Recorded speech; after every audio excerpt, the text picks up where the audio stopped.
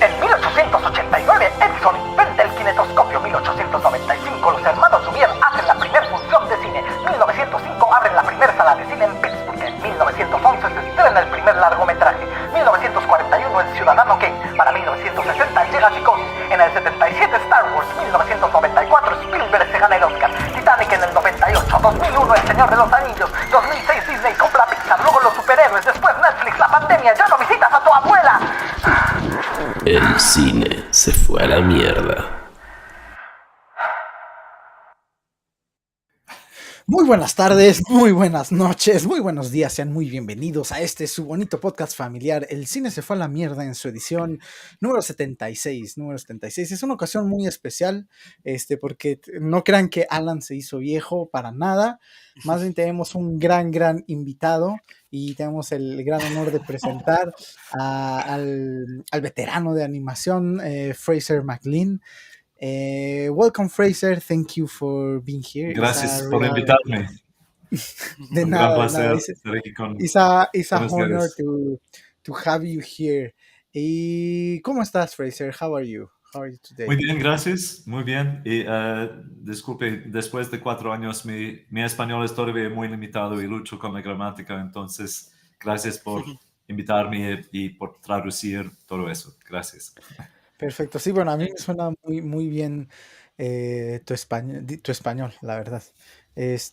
Y bueno, Fraser está aquí para ayudarnos a hablar sobre animación, precisamente. Él es un veterano de la animación, ha trabajado en películas como Who Framed Roger Rabbit, Space Jam, Tarzan, entre otras.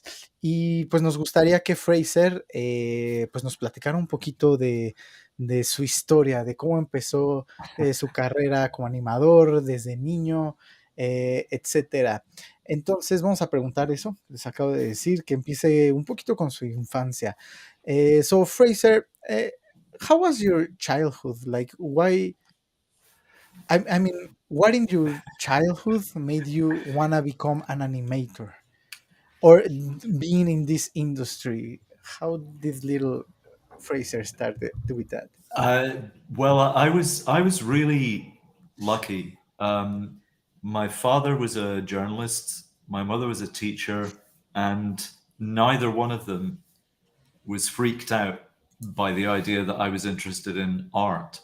So from a very early age, they bought me colored pencils and paper and paints and stuff, and they encouraged me to do creative artistic things. And that was very unusual in the 1960s in Scotland, particularly to encourage a boy to do something artistic, because it was still very kind of, gender specific roles and all that kind of stuff. So I was lucky that I had a lot of encouragement at home, and we watched a lot of animation on television, but we watched animation in black and white on television till I was 14. So one of the big experiences for me was seeing Fantasia in a cinema in color when I was about 8 years old, and that changed. Yeah, Fantasia's is the 50s or later 40s, I think. Fantasia. Well, Fantasia's release was delayed by World War II in certain parts of the world. Okay. And my mother and father got married in 1951, and Edinburgh in Scotland, the capital, has a big arts festival every year, and there was huge enthusiasm and excitement about the fact that Fantasia was being screened as part of the Edinburgh International Festival in 1951, I think, because a lot of people outside the United States had not seen it. And my mother never forgot the experience, and she was steeped in classical music. She was trained as a classical singer, and she could identify any piece of classical music in the first bar on the radio. And she had, all through my childhood up to that point, had described Fantasia to me. And then when we went into this cinema, my 2 older brothers didn't want to go. They weren't interested. And my father was busy. So my mom took me on my own. And it was a rainy, grey Saturday afternoon in Scotland. And man, when I came out of the cinema, everything looked looked and sounded and smelled different. It was like having a switch thrown on your senses. But it wasn't.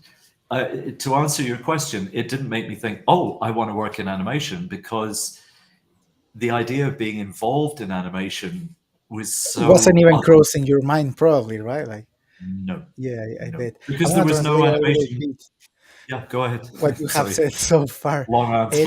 Le pregunté a Fraser desde pequeño que cómo creció, qué fue lo que pasó, que hizo que se interesara en la animación, y él lo que me está explicando es que tuvo mucha suerte porque sus padres, bueno, su madre estaba entrenada en canto, es una cantante, y también sus padres estaban envueltos en periodismo.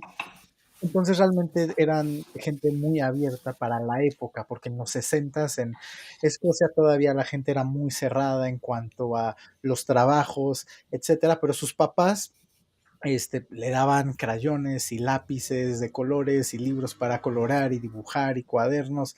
Entonces lo llenaban de esas cosas que a él pues le permitían desarrollar su creatividad.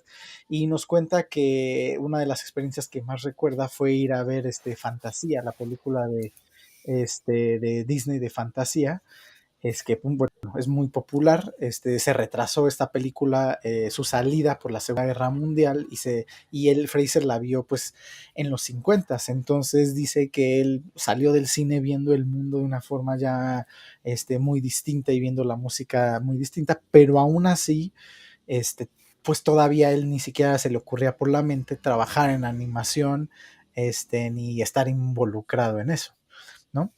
So when was that? When I after saw well Fantasia, what my happened? mom saw Fantasia in 1951 and held the memory of it so clearly, and I would have seen it probably in 1968, 69 when it was re-released. And you know, for nearly 20 years she just had this movie running in her head that she'd seen. And when I saw And the music is animation on amazing. television, oh, the music's and actually a lot of people are not aware of this. If you've got a different signal in your left and right audiophonos, you have Disney and RCA to thank, because stereo sound was invented for Fantasia. They invented a whole new sound system called Fantasound, which was a 36-channel recording and replay system, which required special equipment to be installed in a limited number of cinemas. And it was too expensive. So very, very few people in the world ever got to see the full Fantasound version of Fantasia. But they released a stereo version for the first time in the 1960s. And Disney even released a special psychedelic poster, not actively encouraging people to go and watch it under the influence of recreational drugs, but tapping into the whole Yellow Submarine thing with the Beatles and psychedelia. So the late 60s release that I would have seen as a child was in a different kind of cultural context. But, you know, it was a black and white world on television. And in Scotland, the weather is black and white, like Scotland is black and white. So, you know, that experience of being in a cinema and seeing animation, but seeing Disney animation in color was extraordinary, just life-changing. Completely. Nos acaba de Fraser dar un dato curioso que nos dice que esa tecnología que tenemos hoy, donde puedes escuchar una cosa en el audífono derecho y otra en el izquierdo, fue inventada precisamente para la película de fantasía de Disney. Entonces él nos está diciendo que pues fue una experiencia inigualable, porque su mundo de la televisión, de las caricaturas, era en blanco y negro nada más, y de repente vio fantasía a color. Y también nos dijo que Escocia en ese entonces pues era blanco y negro, es un país lluvioso, frío, que se oscurece muy rápido, entonces era todo en blanco y negro. Entonces dice que para él fue algo increíble poder ver fantasía pues a todo color. So yeah, and how about, like, after Fantasia, you were already a fan of animation, so what made you like? So the other thing, to put this in perspective, we only had 3 television channels in Scotland in the 1960s. We didn't have a 4th television channel until 1982. So the year before I graduated. And when we were coming home from school, the BBC would show Don Gatto or the Flintstones or all the Hanna-Barbera stuff. That was timed for all the children coming in from school. On a Tuesday evening, they had a double bill of Tom and Jerry. And my dad was a huge Tom and Jerry fan. He just, he worked a lot at home and he would interrupt his evening's work to come and sit and laugh like a drain at Tom and Jerry. And then I don't know quite how to, you're going to have to trust me that I'm telling the truth here. But the only time we saw Disney quality animation on television was at Christmas and Easter and summer holidays. There were special TV shows that were adapted from the American shows, the Disney shows in the States. And, local British or French or Italian, throughout Europe, comedians or pop stars would come on and introduce 3 minutes of Peter Pan, 3 minutes of Jungle Book, and then a longer bit of Robin Hood or whatever the movie was that was being released that year. And we didn't have VHS tapes, we didn't have streaming, we didn't have downloading. So when these programs were broadcast, you had to be in your house with your family in front of the television waiting for it. And when the Disney specials were announced for the holidays, people would take a pen and mark round it in the television listings. And on the day, as the program was starting, if you went out onto the street was empty. The entire world stopped to watch Disney because it was the only thing in the world that looked like that. It was the only animation that was at that level. So it was like what happens when the World Cup is on. Like everybody is watching the World Cup or everybody is watching Wimbledon. And it's difficult to get students to appreciate that was the impact that the Disney quality animation had. And even as a child, I could look at, Barney Rubble taking food out of the fridge in the Flintstones, and they would move him around with like 4 or 5 drawings shot on 2s. And then you would see a little clip of Bambi or something else, and it was just on another level. It was like a Renaissance painting coming to life. And that had an impact on people that was universal. It wasn't just people that were interested in art or interested in cinema. It was this completely like World Cup football level, just everyone had to be in front of their televisions watching that program to see the Disney animation. Because the only time features went into the cinema, there was a kind of 4-year re-release for the older Disney movies. So you could wait like 15 years before you could see 101 Dalmatians or Sword in the Stone or Sleeping Beauty, because they only came round into the cinemas very rarely. So Disney had that impact, not just on me, but on everybody. That's so crazy. Fraser nos está diciendo aquí que cuando él era pequeño, en Escocia, solo había 3 canales de televisión, nada más. Y las únicas caricaturas que los niños veían, pues era lo de Hanna-Barbera, como Tom y Jerry, Los Picapiedra, Don Gato. Ese tipo de cosas eran lo que ellos veían. Y que esas caricaturas estaban planeadas para que justo cuando los niños llegaran a sus casas de la escuela, pudieran verlas en la televisión, y que muy rara vez, como 3 veces al año más o menos, aparecían cosas de Disney en la televisión. Aparecían a veces solo pedacitos del Libro de la Selva o de La Espada en la Piedra o de Robin Hood o de Bambi, y a veces pasaban las películas enteras y a veces llegaban a los cines de Escocia, pero muy, muy rara vez.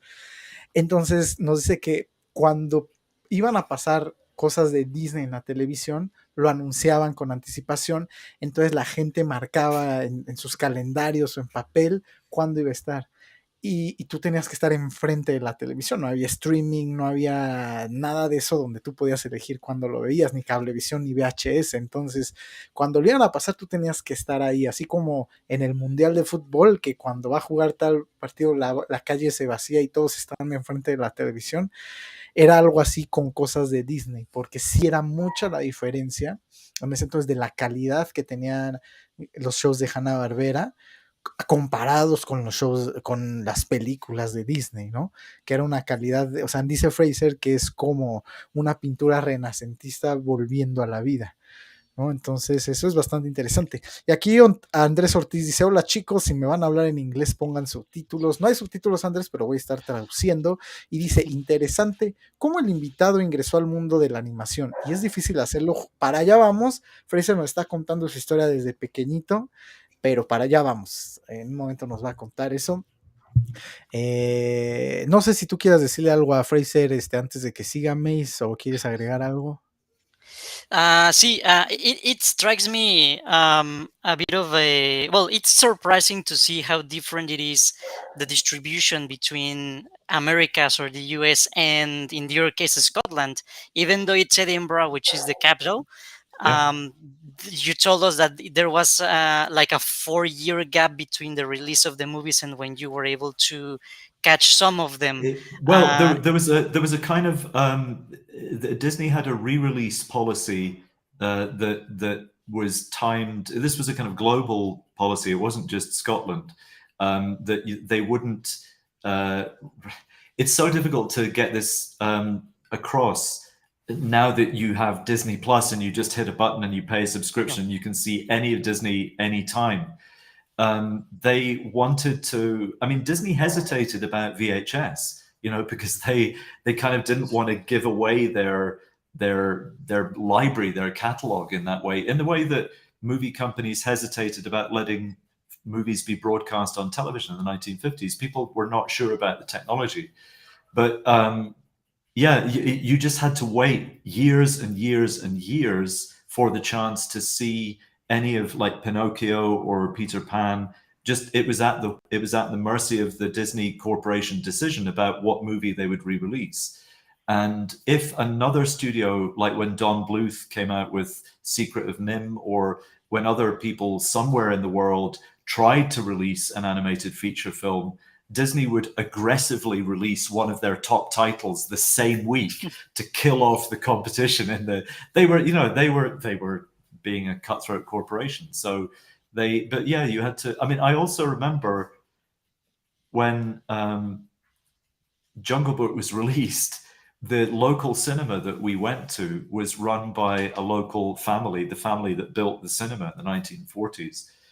And they sold more tickets than they had seats because people were lining up around the block to see it. So I had to sit on my mother's knee to watch Jungle Book. And you only went to see the movie once. Crazy. Like, we didn't have the money to go back and see it twice. So everybody in the schoolyard on Monday would be like reliving moments from the movies. But I learned later in life, and this is, I guess, a reflection on my level of intelligence or ambition as a child.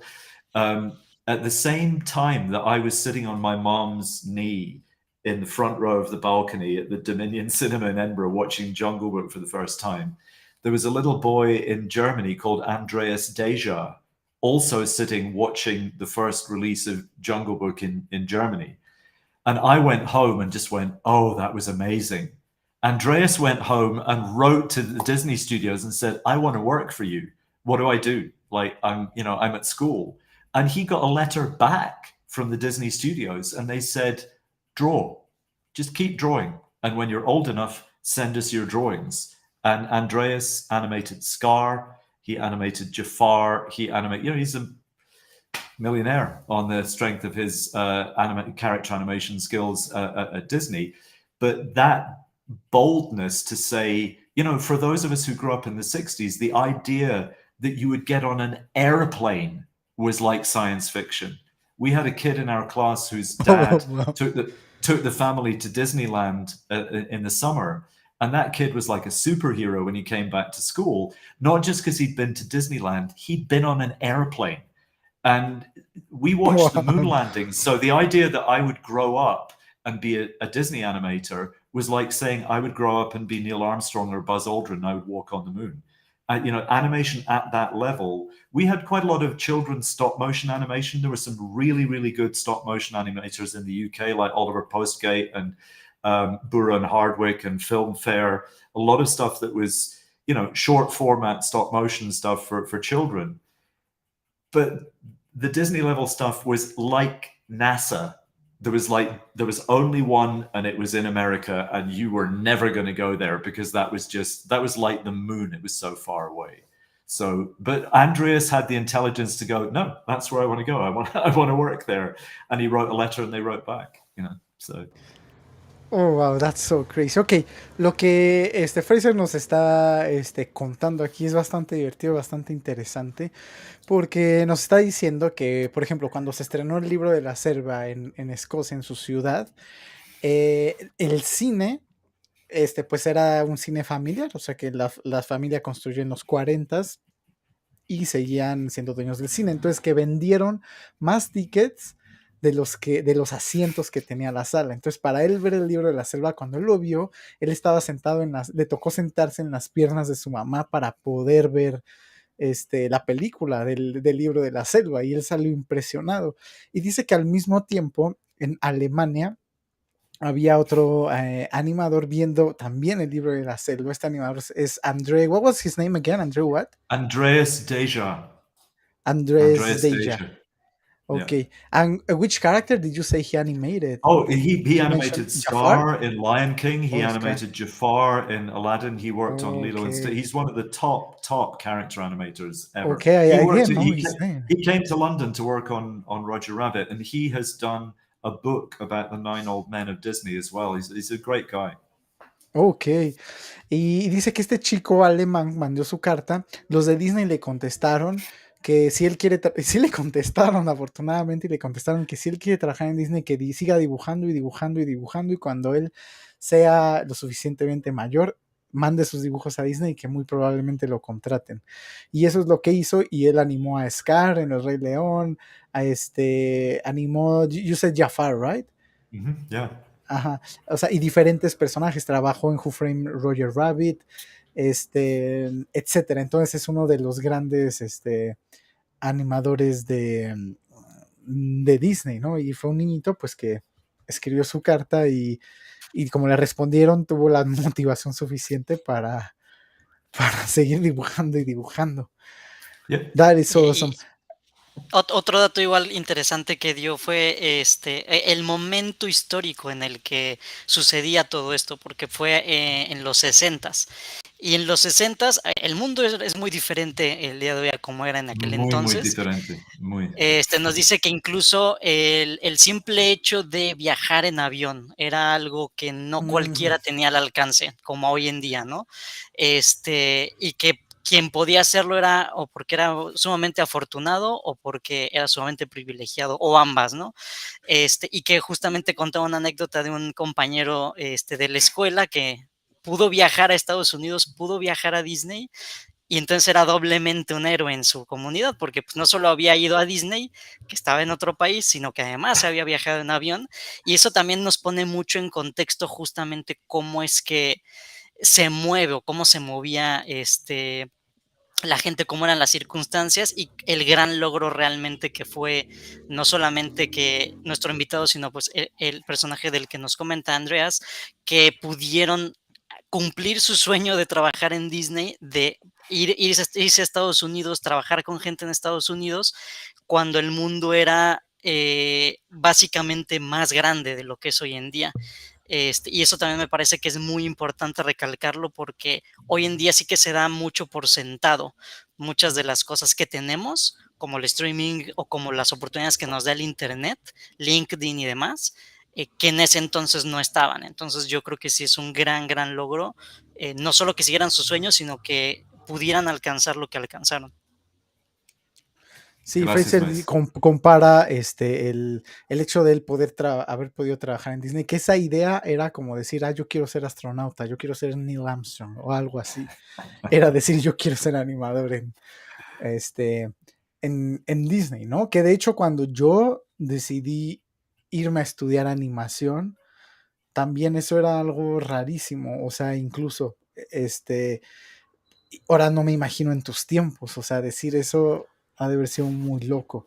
It has to be super wild, like saying to somebody, "Oh, I want to work at Disney. I want to be an animator. Oh, So I'm gonna pursue that." Like probably that was very wild, and people will think you're loony or something like that, right? well, so the way things played out, I, even though I hadn't written a letter to Disney and they hadn't said you've got to keep drawing, I loved drawing and I loved making images. And from when I was, as long as I can remember, and I received a lot of encouragement for it. The other thing that, as well as having a mother and father who were not afraid to encourage me, um, because my father was a journalist and because Edinburgh had an annual arts festival, he got free tickets to everything. And my father was very tall and he had very long legs. So all of the theatres and all of the concert halls that would send tickets to his newspaper would send tickets for the end of a row so that he had room for his feet. So we got the best seats for opera, ballet, the Japanese Bunraku puppet theatre. I saw Laurence Olivier playing Shylock, and I saw Yehudi Menuhin playing Vivaldi, and I didn't pay for any of it. And at the end of August, beginning of September, every year, there was just this flood of culture. And as a child, I spent more time in the theatre and the concert hall than I did in the cinema. So I had this very rich experience of other people's art. And then my mother and father found me a place, a high school. Many high schools invest money in science labs or in music departments or in sports facilities. Find me a high school that gives a damn about visual art. But this high school had a completely separate building for art and design. And I learned art history, printmaking, ceramics, enameling, as in high school. And that was Oh wow, that is so crazy. yeah. So that high school, to this day, I spoke at my art teacher's funeral not long before I came to Mexico, and that was completely revolutionary. Still today, there are very, very few schools that support and encourage visual communication skills. We treat it in most of our education system as a pre-literate skill. It's okay to draw and make pictures until you're 5 or 6 years old. The moment you've learned how to read, write, and count, stop doing that. Stop drawing in your school book. It's a form of disobedience in most education systems. So by the time, and we no longer have enough of a respect for it culturally that we even have art teachers who can properly encourage a child's interest in design or art. And I was just ridiculously lucky that I was born to the right people in the right place at the right time, and I got to go to that high school. And I know so few other people that had that kind of double whammy of free access to culture and a high school that gave a damn about visual art. Wow, eso está muy, muy interesante. Lo que Fraser nos está diciendo es que él era un chico muy afortunado, porque no solo, bueno, ya dijimos que sus papás pues lo apoyaban muchísimo para dibujar, para que él estuviera dibujando y dibujando, que es lo que ama, sino que su papá, por el periódico en el que él trabajaba, le daban boletos gratis para todo tipo de evento artístico, cultural, o sea, para ballets, para conciertos, orquestas, teatro.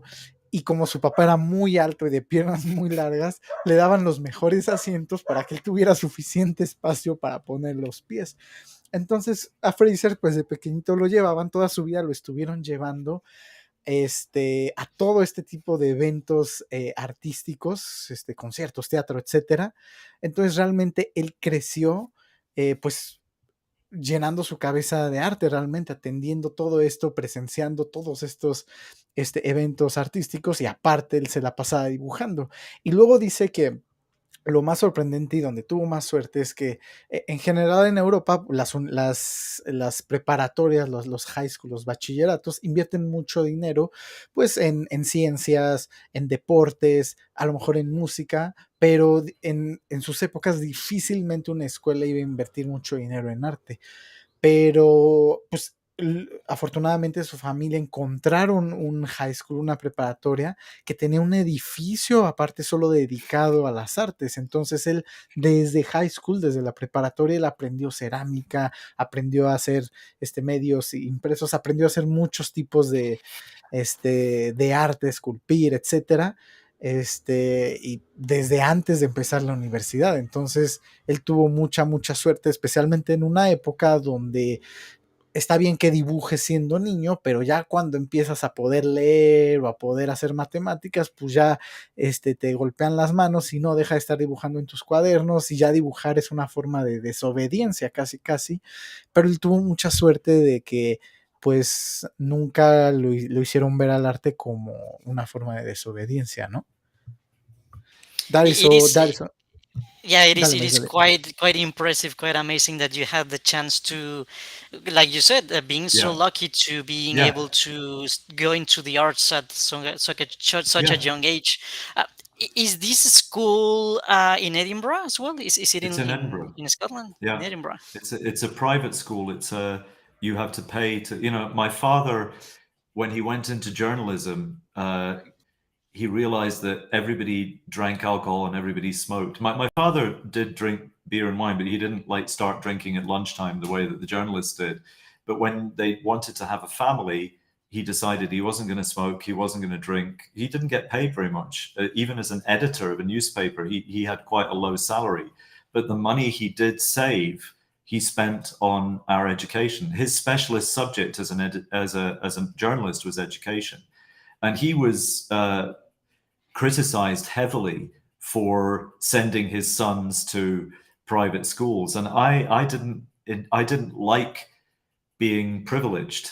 I really didn't like the fact that I had access to this and not every child did. I didn't like being lucky because I thought it was unfair that not everybody had to get this. But my dad and my mom, they wanted to, their journey out of poverty in the 20s and 30s was through education. They both grew up in very real poverty in Scotland, and they didn't want that to repeat in our generation. So they put money into the education. But the school is still there. And I visited when I wrote the book. I was invited by the school. My art school never invited me back. I've never crossed the doorstep since. But my high school asked me back, and I brought my high school art teacher who was still alive. And we did this wonderful day at the art school and wrote at the art department and wrote about it. And I just felt so grateful to them that was really the starting point of my being able to have a career in visual art. Wow, that's so cool. Fraser nos está diciendo que, bueno, su papá como periodista realmente no ganaba mucho dinero, a pesar de que era el editor del periódico, y su especialidad era en periodismo, también era de educación, ¿no? O sea, él hacía mucho periodismo y escribía cosas acerca de la educación, investigaba acerca de la educación. Entonces, para él era muy importante poder invertir en educación, y esta escuela donde él estudió, pues era privada. Entonces, lo poco que su papá pudo ahorrar, pues lo gastó en educación para él y sus hermanos, escuelas privadas. A Fraser la verdad es que no le gustaba mucho esa idea de él sí tener este privilegio de poder estar en una escuela privada cuando muchas otras personas pues no tenían la oportunidad de hacerlo. Y él lo pudo hacer y él está muy contento. Dice que hace no mucho pues regresó a esa escuela donde él estudió y pudo dar una conferencia, presentar el libro que él hizo, y que también le vamos a preguntar a Fraser sobre su libro. Entonces sí, bastante afortunado, y él está pues muy, muy agradecido con eso, ¿no? Fraser, so now your story is getting closer, right? It's getting closer to I'm almost Disney. there. It's Almost there. Not quite there, but not quite there. O sea, ya Fraser cada vez su historia se acerca más y más a cómo llegó a ser un animador en Disney y todo eso. Pero vamos a ver que nos sigue aquí con su historia. So, what happened after that amazing high school in Edinburgh? I left school as soon as I could. I got out. I loved my art education at school, but I really didn't like school. I wasn't a happy school kid most of the time. I was lucky with the art education, but the rest of it, I couldn't get away quickly enough. So I left school at 17, when most of my contemporaries left school at 18. And the way that we were examined in our skills for different subjects, we had a particular Scottish system for art education exams. So you had a 2-day examination where you did written papers on history of art, then you had to make a painting, you had to do designs, and by a process I still don't quite understand, I found out that I didn't just get the highest mark for art in my school or my city, I got the highest mark in Scotland. And it's a small country, you know, so there's like, it's not that big of a deal, but It's not China, right? So yeah, I got a kind of crazy off the dial high mark for art. And I thought, great, this was happy me. I'm going to leave and I'm going to do exactly what I've always wanted to do. And I'm going to go to art college. And there was an art college in Edinburgh. And I thought, this is just like, you know, the next step. And I put my artwork into a portfolio that I bought in an art supply shop. And I sent it off with my application form. And 3 weeks later, they sent it back and went, no, we don't want you. And I just went, what? Like, this doesn't, I don't, how, like, I just ran the race. I won the race. I crossed the finish line. I did everything I was told to. What do you mean you don't want me? And wow. It completely broke me. I mean, because that was all I was going to do. And, you know, at the age of 17, I just came apart. I was like, no, this, like, that doesn't, I did everything right. Why, how can I not, this should be automatic. So Fraser, do you mind if we leave a little cliffhanger so we can translate this part, which is really, really cool? A ver, dale, Mazo. Ok, lo que nos estaba diciendo Fraser es que él nunca fue como un niño muy aplicado en la escuela.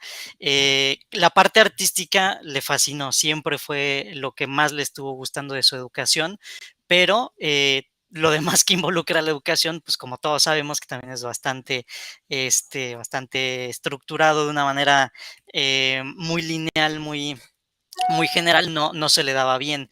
Entonces él, pues en cuanto pudo, se salió de la escuela. Él terminó un año antes, a los 17 años. Sus contemporáneos lo terminaron a los 18. Y bueno, justo junto con esto, él tomó una prueba, más bien dentro de sus pruebas, salió con el mayor puntaje en arte, no solamente de su escuela, sino de todo Escocia, de todo el país. Entonces, pues eso básicamente le trazó el camino. Dijo, ok, perfecto, o sea, ya tengo lo que necesito, vámonos para estudiar arte, y empezó pues a visualizar una carrera en artes, y justamente había un college, una universidad de arte en Edimburgo, en Escocia. Dijo, perfecto, de aquí soy. Entonces él fue, aplicó para la escuela, todo perfecto, dijo, tengo las notas, tengo el talento, ya soy un ganador. Y pues, ¿cuál es la sorpresa? Que unas semanas después llegan los resultados y le dicen, no, muchas gracias, no lo queremos en nuestra escuela, por favor, váyase de aquí y no lo queremos volver a ver. Entonces, pues, le cayó pues una gran sorpresa, no solamente porque, bueno, de entrada estaba confiado, era joven, y pues todo apuntaba, ¿no?, a que pues iba a ser básicamente una puerta abierta para él, pero cuál fue una gran sorpresa que le dijeron no, todavía no dice por qué, ahorita vamos hacia ello, pero pues definitivamente fue un golpe duro para él, porque pues esto pasó a sus 17 años y fue literal así el golpe directo a los sueños. Yeah, it's very interesting, right? Like you left us here with a cliffhanger, like, but it's interesting. But that reminded me the same story with some German dictator, right? Like some Austrian dictator that got also rejected from art school, right? Like, I could. But I'm it could happy have that been you the- This didn't do could the end up same, right? really bad. It could be the start of the Fourth Reich. It could have been. Yeah, I could have gone way off the deep end. I'm so happy I I- didn't follow those. I those have to say steps. gracias to Joseph Aragon, who's comparing me in the chat section to Leonardo da Vinci and Tesla. Thank you, Joseph. It's so here's what happened. The same amazing art teacher who had built this separate building for art and design. One of the problems at the point where I left school was he became very sick. He was diagnosed with diabetes, so he was off ill a lot of the time that I was in my final year, and he wasn't around to give me the guidance of how to present my work. But part of the difficulty was, in all of the art schools, there was a very strong movement away from representational art towards abstraction, and then later towards conceptual art. And if I say it's art, it's art. If I put my bed in a gallery, it's automatically art. If I cut a shark in half, it's automatically art. All of that stuff. Personally speaking, from my perspective now, because I've studied all my life the history of art and design, Marcel Duchamp made that joke once. He didn't even originate the urinal that he put into the gallery. He stole it off a female artist. He was a complete charlatan. He made that joke once. It was funny once. We should have got over it a long time ago. And if young people, I'm not against the idea of the avant-garde. I'm not against the idea of the experimental. I think they need to coexist. But I was trying to get into art school at a point where that viewpoint was taking over in a kind of Stalinist purge, where everything that had gone before was to be wiped out. And we were going to go into this brave new landscape of non-representational, conceptual. And I really object to that idea that people can form a kind of clique or mafia that denigrates people that disagree with them and makes it actually impossible. You know, the last time I had contact with my art school, we were trying to borrow easels to let people draw. They didn't know where they were because they hadn't taught figure drawing seriously for such a long time. They couldn't even find the easels. And this was one of the most important buildings in Scotland, and they let it burn down twice. And this was the Charles Rennie Mackintosh Glasgow School of Art building, which is now in ruins. And it was one of the most important cultural icons in Scotland. But this whole idea that when I was a student, eventually, and I'll get to how I got to be a student, I only ever heard Walt Disney's name as an insult. That was like oh, that's like Disney. It was the equivalent of using the word shit. And I've never been invited back to my art school because from their point of view, I went over to the dark side. I went into commercial work. So even when I wrote the book, I never, they're not interested. They write to me asking me for money, but they don't write to me saying, oh, come back and tell us about your interesting career, because my career is not interesting to them because it's not art. Whereas putting a shark or a bed in a gallery is art. So that was the beginning of all that process. And I was unaware of this as a 17-year-old. I didn't know that was what was waiting for me. So that was part of the reason that I got turned down. But my art teacher invited me back to the art school. But wait, let me tell the audience why were you turned down. Bueno, el chiste es que a Fraser lo rechazaron básicamente porque cuando él aplicó había una gran tendencia, el arte estaba cambiando y estaba muy de moda este tipo de arte, ¿no? Arte, ¿cómo lo llamarían? Abstracto, por así decirlo. Fue justo en la ruptura de movimientos cuando sale el arte contemporáneo y el conceptualismo, que básicamente a grandes rasgos toma más en cuenta el concepto, la idea de la obra o de la pieza del arte que la pieza misma. Todo esto sale a raíz de una exposición de una sola pieza de Marcel Duchamp, que es el migitorio muy famoso, que pues es nada más hay una, literal, es un migitorio puesto en un pedestal en una galería. Entonces de ahí es que sale el arte contemporáneo y toda esta nueva ola del conceptualismo y básicamente el arte se empieza a ir hacia esa corriente, que es lo que hasta el día de hoy permea y obedece únicamente a los valores del mercado del arte. Entonces, cuando Fraser aplica a la universidad, está justo en todo este movimiento y lo que querían era una visión más como arriesgada, más de, sí, o sea, más de concepto, más de innovación, todas estas cosas que hasta el día de hoy se está luchando con eso en el arte. Entonces, lo que él quería, que era pues mucho más arte tradicional, ¿no? O sea, obviamente pues todo lo que son artes visuales, artes plásticas, pues le dicen, no, o sea, tú ya estás básicamente obsoleto, no queremos ese tipo de pensamiento aquí. Esa es una de las razones por la cual, bueno, la gran razón por la cual no lo aceptan en la universidad. Y también Sí, nos contaba que pues años después incluso ha tenido otros roces con la universidad que han incluso lo han contactado, pero no para reconocerle su trayectoria, ni su talento, ni nada de eso, sino que han sido razones muy burdas, como pues obviamente querer poner, ¿no?, la etiquetita y el pin de el nombre en la pared y pues que hasta dinero le han pedido, pero no le han reconocido realmente su trayectoria porque pues de nuevo, o sea, para esa universidad en particular y pues, en general para el mundo del arte, lo que ahorita vale pues es más como este arte, pues, ¿qué diríamos? Como arriesgado, como innovador, como hay una palabra que se me fue ahorita, pero bueno, básicamente lo que quieren es un plátano pegado en la pared, que ni siquiera te puedes llevar a tu casa, te puedes llevar el papel que te dice que compraste ese plátano en la pared y puedes pegar todos los plátanos que quieras uno a la vez en tu casa porque esa es tu obra, ¿no? Entonces, ese es el arte que se estaba tratando de incentivar en ese momento.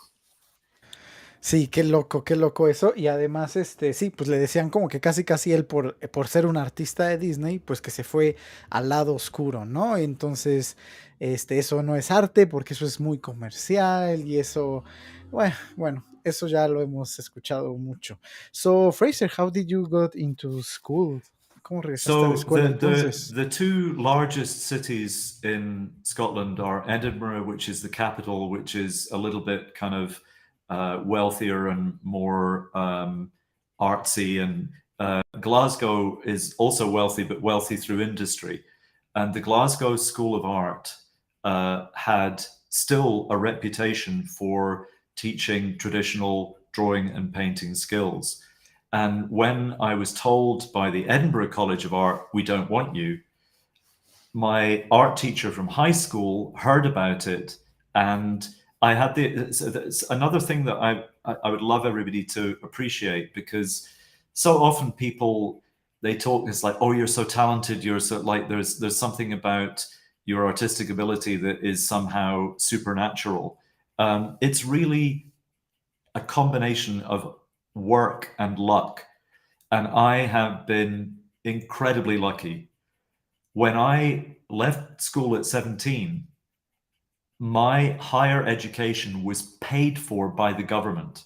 We received a grant from our government to study, because this was the time in history before the university model moved over to teaching for profit. And the governments used to believe that it was worth making an investment in people's education. And higher education was about the pursuit of excellence, not about the pursuit of high intake, high turnover, competitive stuff. You know, there's universities on every corner now in Scotland. There used to be one university per city, and now there's just a crazy crowd of universities. And I will rant about that some other time. But I had the opportunity for 1 year from the age of 17 to the age of 18 to go to the university in Edinburgh and study history of art.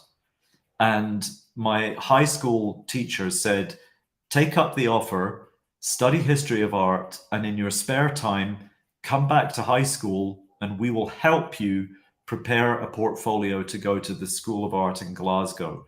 And they helped me prepare it. I got accepted, and I moved from the university to the art school, and I went to the art school in Glasgow in 1979 and stayed there till 1983. Wow, 9 years before I was born. Yeah. Okay, Saw so my Fraser- head off and count the rings. I'm like a tree. Entonces lo que Fraser nos está contando aquí es que, bueno, después de haber sido rechazado por todo eso, realmente universidades había muy pocas, pero su profesor del high school, de la preparatoria, lo que le dijo es, ¿sabes qué? Toma la oportunidad, porque él fue aceptado en la carrera de historia del arte. Entonces, él se metió a estudiar historia del arte de 17 a 18 años y le dijeron, y mientras estudias historia del arte, que eso es increíble para cualquier artista, vente a la preparatoria y te ayudamos a preparar un buen portafolio para que apliques para entrar a la Universidad de Arte de Glasgow, porque había dos universidades muy grandes para arte, que era la Universidad de Edimburgo y la Universidad de Glasgow. Entonces, él, pues con ese portafolio, logró por fin, pues, entrar a la Universidad de Glasgow en el 79. So, what happened next? So I'm going to jump back a few years to when I was 14, just to put this in perspective. The other thing that we were lucky with growing up in Edinburgh is Edinburgh has a wonderful collection of art galleries. There's a modern art gallery, there's a portrait gallery, there's the Royal Scottish Academy where the living artists exhibit each year, and there's the National Gallery of Scotland where they have paintings by Van Gogh, Rembrandt, Gauguin, all the greats. And I would go with my mom and dad and I would stand in front of the paintings. And when I was younger, I just wanted to look at the images. I just wanted to drink in the paintings themselves. And I wasn't that interested in the little notices next to the frame with all the information. And there's a painting by Diego Velázquez called The Old Woman Cooking Eggs. And it's one of a series of paintings that he did, these bodegones. And it's I can't describe how beautiful this painting is. The and way I just he uses the light is amazing, amazing. Incredible. And we now know that along with Vermeer and Caravaggio, he was experimenting with lenses and projections, and nobody knew that at the time. You know, there were suspicions about it, but the painting itself, it doesn't really matter. It's beautiful. It doesn't matter how it was achieved. It's a beautiful painting. And I was 14 years old. I was standing in front of this painting for the 100th time. And for the first time, I looked at the little card and it said, Diego Velázquez, born 1599. Old Woman Cooking Eggs, painted in 1618. And I went, oh my God, this is the work of a 19-year-old boy.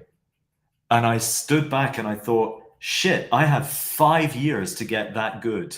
that was my goal. It was like, I need to be able. Whoa. And then I started going to see like the Codex Hammer, like the Leonardo sketchbooks. And I was like, I have to be able to draw like Velázquez. I have to be able to draw like Leonardo. That's what I want to learn to do. And in my soul, for want of a better expression, I knew that was the equivalent of learning to play your scales if you were a piano player, the equivalent of having strong or flexible muscles if you're a dancer or an athlete. That was like whatever area of visual communication I want to get into, that's my starting point. I've got to be that good.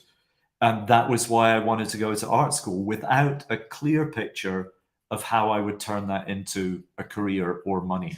Exactly. Probably you didn't have a clue on everything they have to do to get there, right? Like, because those pieces of art are unique, right? Are fantastic. So But the thing is, if you go back to what I was saying about the streets being empty when Disney was on television, I equated the two things. I didn't yet know that there would be any avenue through which I could connect my love of watching Disney and my love of making images to me working for Disney. Like that was still a moon landing. That was still way off. But for me, looking at Diego Velázquez's Old Woman Cooking Eggs and looking at Snow White, same thing. Wow. Y esto está muy interesante lo que nos está diciendo Fraser, porque se regresó a cuando tenía 14 años. Entonces, él iba a estos museos donde tenían grandes pinturas, ¿no? Tenían Rembrandts, tenían cosas de Gauguin, tenían cosas de Diego Velasco, ¿no? Entonces lo que nos está diciendo es que él vio una pintura de Diego Velasco, le gustaba mucho pararse y ver las pinturas, nada más, no le interesaba leer la tarjetita de la descripción y cuándo fue hecha ni nada. Entonces dice que cuando llegó a ver esa pintura por la 100ª vez, que le gustaba tanto, se le ocurrió leer la tarjetita que decía en qué año fue pintada. Entonces él vio, se puso a ver, Diego Velasco en qué año nació, en qué año fue pintada. Entonces él se dio cuenta que esa pintura, pues, Diego la hizo cuando tenía 19 años. Fraser tenía 14 y dijo, chinga, entonces cuando tenga 19, o sea, tengo 5 años para poder pintar así, si no soy un idiota. Entonces se puso a darle duro, pero dice que él sentía lo mismo casi cuando veía esa pintura de Diego de Velasco a cuando veía Blancanieves, que para él era igual de sorprendente, igual de fantástico, y él todavía como que no lograba conectar o crear como una relación muy directa entre lo mucho que le gustaban las caricaturas de Disney y lo mucho que le gustaban esas pinturas. Él ya estudiaba arte, ya era un artista, pero como que todavía no lograba conectar eso, ¿no? Para quien quiera ver cuál fue esa pintura que lo inspiró a echarle A ver, ganas, compártela. no sé si la puedo No sé. compartir, pero puedo compartir el nombre. La pueden buscar como Vieja friendo huevos, Diego de Velázquez. It's an incredible picture, and so the next Las Meninas, I really love Las Meninas. Yeah. Oh, I've only been amazing. to the Prado in Madrid once, but unbelievable. So the way art school education was structured, the art schools were entirely separate from the universities. They were different colleges completely, and they had a different approach. So obviously, to learn to be an artist or a designer, a lot of the time is spent doing practical work and less time is spent doing written work. But I loved the written work as well because we had such good history of art teachers, wonderful people. And I responded very well to that side of it also because I'd spent, in my high school, we got taught history of art. I'd spent a year at university doing history of art. So the written side of it didn't freak me out. I really appreciated that. I really loved it. But the practical side was wonderful. And we had a 4-year course. So the first year was general studies, and you drew every day. And we had figure classes, drawing from the nude, going to museums, drawing buildings, learning perspective, clay modeling, printmaking, ceramics, all in a year. You did all of these things and drawing all the time drawing. And I was in heaven. This is what I want. And in my head, when I arrived at the age of 18, after those problems and disappointments, I was kind of thinking maybe I'm going to be a painter, because when I went to our other big gallery, the Royal Scottish Academy, and I saw the work of the living painters, there were some painters active in Scotland whose work I thought was really interesting. And I thought maybe I can be a painter and my work will be seen in galleries. So I went to the Glasgow School of Art. I had a wonderful first year and I was thinking, great, I'm getting to draw, do all these things, and maybe I'll wind up as a painter. So that's part one of the next bit, if you want to translate that. Ok. Se dice que cuando logró entrar a la escuela de arte... por cierto, están haciendo ahorita preguntas. Ahorita vamos a enfocarnos tantito en la entrevista de Fraser, pero al final, si quieren preguntarle lo que quieran preguntarle, vamos a leer sus preguntas y que él conteste pues lo que pueda, y siempre y cuando haya tiempo. Pero bueno, lo que nos estaba contando es que ya en la escuela de arte para él fue como un sueño, ¿no? Sí tuvo que hacer muchas cosas, o sea, materias donde tenía que hacer cosas escritas, etcétera, que le gustaban también, pero lo que más le gustaba era la parte práctica, porque todo el tiempo estaban dibujando y dibujando, y pues en un solo año, o sea, tenían que dibujar cosas así como desnudos, edificios, paisajes, o sea, dibujaban de todo y también le enseñaban cerámicas, escultura, le enseñaban diferentes cosas que a él le encantaba. Entonces realmente para él eso era como un sueño, esa escuela. Entonces el primer año él empezó a ver que en Escocia pues había ciertos pintores que estaban vivos, contemporáneos a él, que presentaban cosas en galerías de arte. Entonces él dijo, bueno, yo ya he tenido la oportunidad de pintar y dibujar y hacer muchas cosas, tal vez yo podría también incurrir en eso, o sea, ser un pintor pues de galerías de arte, ¿no? So, what happened next? So then everything turned to shit again temporarily. So Todo se fue a la mierda después de eso, dice Fraser. Just, up and down, up and down. So I had a fantastic time in my first year, but the problem was we were then expected to choose a department that we would study in for the 3 remaining years. And it was divided in 2, like day and night. You either went into a fine art department, like drawing and painting, printmaking, ceramics, or you went into a design department, which included furniture design, interior design, product design, textile design, and graphic design.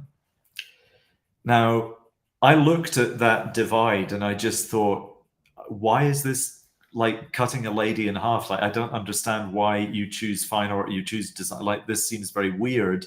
And also, there was no, I would have loved to have been a theater designer. I would have loved to have designed sets for theater because I grew up in the theater. There was none of that. I would have loved to have done movie design. Movies were not art. I would have loved to have done animation. There was no animation available. And if you talk to a lot of people from my generation, many of us who didn't grow up in California studied graphic design because it was universally the closest thing you could get to being able to work in popular culture.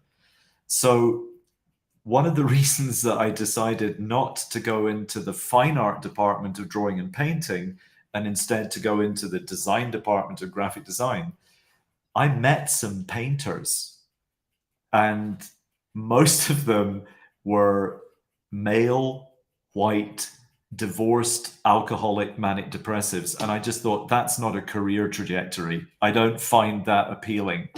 And they were also all completely obsessed with what everybody thought about them.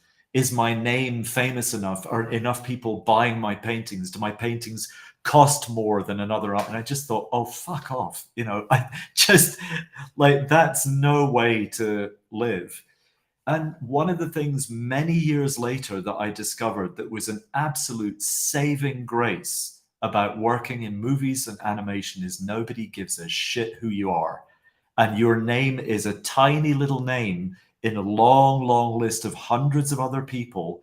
And you get to be involved in something that people are still delighted to see 70, 80 years later. Whereas a lot of these people who are burning up all their energy on, am I famous enough as a painter? Am I famous enough as an illustrator? Yeah, it's like an Instagram artist, right? Like nowadays, it's the equivalent of an Instagram artist. Yeah. So that was what made me move into graphic design. Was I met some painters and I thought, I don't want to do this. And also I loved music. I loved cinema, and I grew up in the era where buying music was buying vinyl. So you would spend your pocket money on a 7-inch 45 revs per minute single or on a 12-inch 33 1/3 album. And the artwork on the album sleeves was very often beautiful illustrations that were at the level of Renaissance drawing, or whether there was a few illustrators that were doing such beautiful work in album sleeve design for music. And I thought, maybe that's where I'll go. Maybe I'll go into designing album sleeves. And this is going to be a good choice. I'll go into the graphic design department. So that's part Okay. 2. A ver, dale a esta, Mace, dale tú a esta. Sí, sí. Dice, bueno, la segunda parte de el escalón que nos va a llevar hacia su carrera, fue que dice que llega un punto en la carrera en el que te tenías que especializar, o sea, te tienes que especializar en alguna área en particular del arte, que igual nunca me ha parecido a mí. Comparto la opinión de Fraser que es un desperdicio estar dividiendo el arte así, pero bueno, básicamente lo dividían en 2 departamentos únicamente, que era el departamento de arte plástico, sería la traducción, que es todo lo que es arte pues clásico, tradicional, ¿no? Pintura, escultura, grabado, dibujo, cerámica, todo esto, ¿no?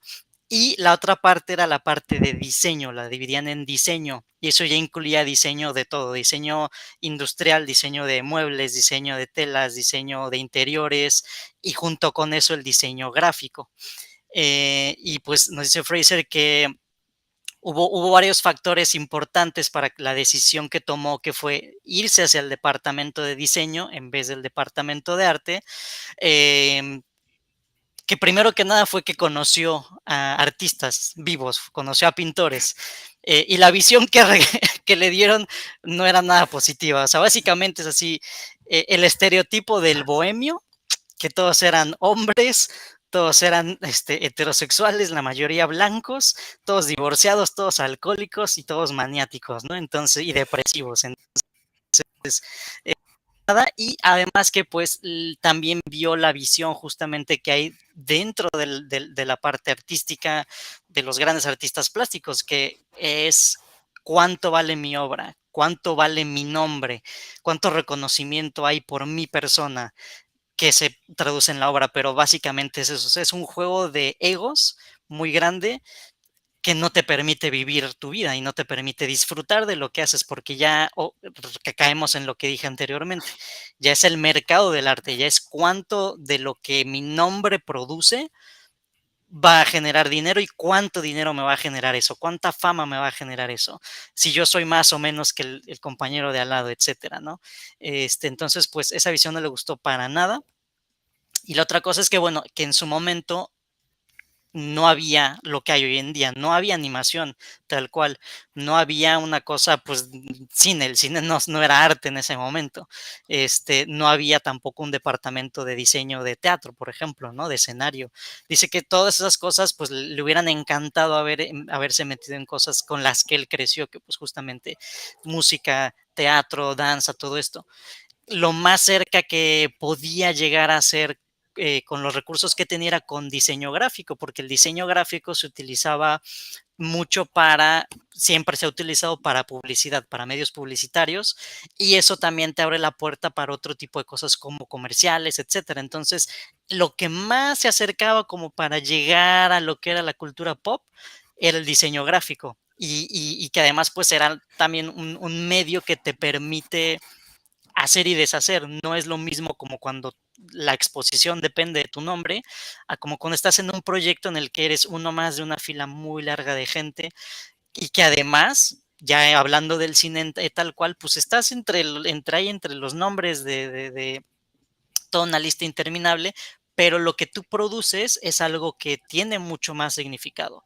No es que las pinturas o la escultura o el arte plástico no lo tenga, pero definitivamente es un medio muy diferente trabajar en animación o en cine, porque aun cuando tu nombre no se reconozca o cuando no sepan quién eres o qué hiciste, el producto que tú creas, de lo que tú eres parte, puede ser disfrutado por muchas generaciones, por mucho tipo de gente, y pues le puedes alegrar el día a mucha gente de una manera muy especial. Entonces, eso fue también lo que le gustó mucho, ese tipo como de anonimato para poder hacer y deshacer a su gusto.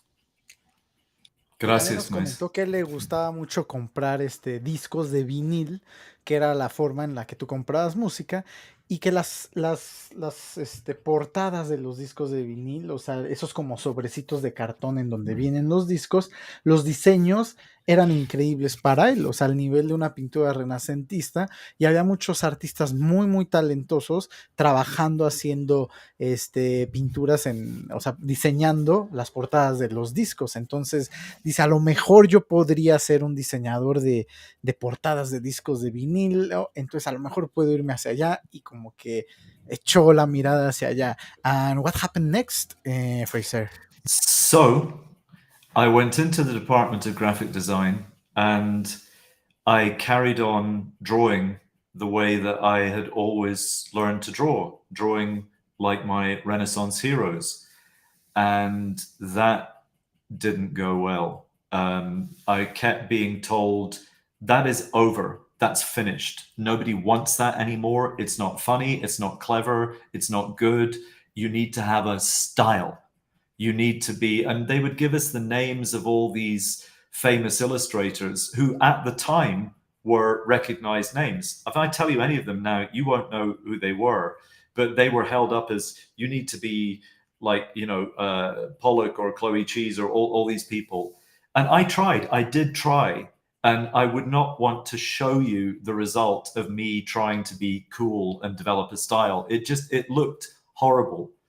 And every time we had an exercise or an assignment where I would carry on drawing or painting in my, like, you know, attempted Renaissance style, they would just freak out and I would get very low grades.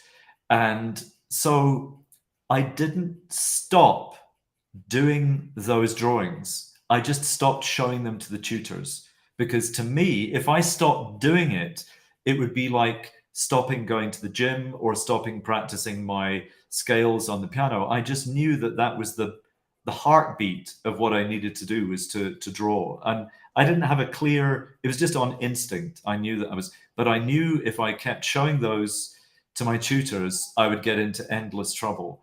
And I remember one particular external tutor who set this project for us, which was based on portraiture. And I really enjoy portraiture. I love drawing people. And we were put into pairs and we had to draw one another. And you had to draw somebody from 3 different angles, and then in the style of an artist and as a caricature. That was probably like the lowest point. Well, it was one of the lowest points ever. It was one of like 2 very, very low points. And I put in these drawings that I thought were, they were the best work that I could do. And in front of everybody else, this woman just trashed me. She was like, this is old fashioned. This is no good. This is terrible. This is blah, blah, blah. You've got no style again. No style. Oh God. If I ever hear the word style again, I'm going to vomit. It's like, there's just so crazy. So I went through this traumatic experience where even my fellow classmates were, oh my God, like this woman is being so nasty about this guy's drawings, and the drawings, they look nice, but whatever. And nobody stuck up for me. But I got really trashed and I got a very low mark. And the following week, I was standing in the post office going to mail some letters. And back in the pre-email days, if you wanted to write a letter to somebody in America or Mexico from Scotland, you would buy what was called an airmail letter, which was very thin, light blue paper, and it only weighed so much. And it meant that you could go airmail and get faster mail to internationally. And in Scotland, every year, they would have illustrated airmail letters with, Scottish themes on them, so that the tourists would buy them to send letters home. And every year there was a different illustrator who would do these things. So I was standing waiting to buy stamps, and there was a big cardboard cutout of the worst watercolor painting I've ever seen of anything. It was just horrific. It was ugly. And it was this year's, and I just, in my head, I was thinking, nobody is going to buy this because this is such an ugly piece of artwork. And I got close enough to it, and guess who guess whose work it was? It was the external tutor who tore me apart for the fact that I didn't have a style. And I'm like, bitch, if that's your style, you're in trouble. I'm like, Oh, wow. That's so crazy. Ok, aquí Fraser lo que nos está diciendo es que, bueno, ya estando en la universidad, ya estando persiguiendo, o sea, tratando de, pues sí, ya haciendo sus ilustraciones, etcétera, lo que le decían todo el tiempo es que él tenía que tener estilo, ¿no? Cualquier cosa que eso signifique, a él le decían que él tenía que tener estilo. Y en ese momento había muchos, diseñadores gráficos, ilustradores que estaban como, pues de moda, ¿no? En publicidad, en muchos lados, ¿no? Publicidades impresas, medios impresos, en periódicos, revistas, etcétera, ¿no? Entonces, toda la gente, pues los artistas, querían dibujar como ellos o querían tener un estilo propio como ellos lo tenían, querían ser más pop, querían estar más de moda, como que ser los chicos cool, ¿no? Y Fraser, la verdad es que su estilo, o sea, él viene de una escuela de bellas artes, ¿no? Donde él siempre dibujó cosas, como digo, de Velázquez, ¿no? O sea, cosas así. Y él venía pues dibujando todos esos y querer dibujar como sus héroes, ¿no? Que eran esos grandes pintores, pues clásicos. Entonces, de repente estaban en una clase donde el ejercicio era, yo me pongo enfrente de alguien y tenemos que dibujarlo, pero con diferentes estilos, ¿no? De estilo de caricatura o estilo tal, bla, bla, bla. Entonces, se ponían uno enfrente del otro. Y una de las instructoras que daba como la clase ahí, empezó a darle un cagón a Fraser, así regañarlo delante de todos, que él dibujaba como cosas muy anticuadas, que no estaba a la moda, que no tenía estilo. Se dice que él ya estaba hasta la madre, estaba escuchando la palabra estilo, ¿no? Que debes de tener estilo. Entonces, pues dice que le dio una regañiza, sus compañeros de clase también lo veían como, híjole, el chico que no tiene estilo, ¿no? Y dice que en la oficina postal muchas veces imprimían unos sobres de la oficina postal que tenían ilustraciones de diferentes artistas, ¿no? En Escocia, para que los extranjeros pues los compraran y enviaran sus cartas dentro de esos sobres bonitos, ¿no? Entonces que de repente vi un cartonzote de, miren, compren, este es el nuevo diseño, ¿no? de nuestros sobres, y dice que vio la peor pintura de acuarela, ¿sí? La peor que había visto, algo horrible, que leyó el nombre del artista y era esa instructora que pues le metió esa regañiza delante de todos porque no tenía estilo, ¿no? Y hasta ahí se quedó su historia. And what happened next after that? So I need to stop a little bit and talk about my father, because in World War II, my father joined the Air Force as a volunteer as a teenager. He was too young to go into active service straight away, so he was a volunteer in the Air Force. And when he did go into the Air Force when he was 18, he wanted to be a pilot, but he had eyesight that was as bad as mine, and they wouldn't let him be a pilot. And he was, he was very upset. He wanted to fly planes, but they made him a mechanic for radio and radar at the time, which was brand new technology. So he was one of the first ever radar technicians, and he received this training and then was sent to North Africa in World War II. When he became a journalist, the printing technology in the 1970s and 1980s was one of the first technologies to be digitized. So the way that books and newspapers used to be printed, every individual letter, even on a daily newspaper, was a little bit of metal. So there were all these people all around the world who arranged tiny little metal letters so that you could read a book or read a newspaper. And it was very skilled work, very specialized. And like the revolution in weaving, which was one of the first like computerized punch card processes that led to the Luddite rebellion and all these, points in history where new technology arrives and all these people go, we don't want to lose our jobs, so we're going to stand in the way of the new technology. Because my father had always embraced the new technology that had been put in front of him, whether it was radar in the Air Force or new printing technology in newspapers and publishing, he said to me, I don't care what you do. I don't care if you're working in textiles or ceramics or photography or whatever. If you see changes in technology, you want to embrace those changes. And the other thing that was interesting was my father was one of the very first television presenters in Scotland in the 1950s.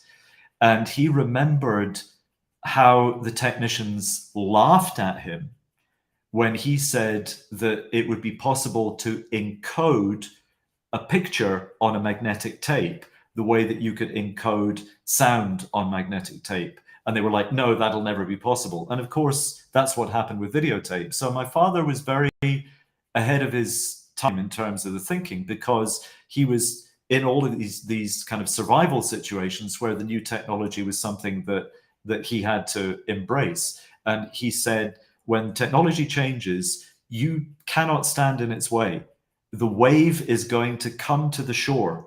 You either learn to ride the wave or the wave will go over your head. So when you see new technology, embrace the new technology. So while I was getting criticized for all of my traditional drawing, those thoughts were in my head, if you want to translate that bit.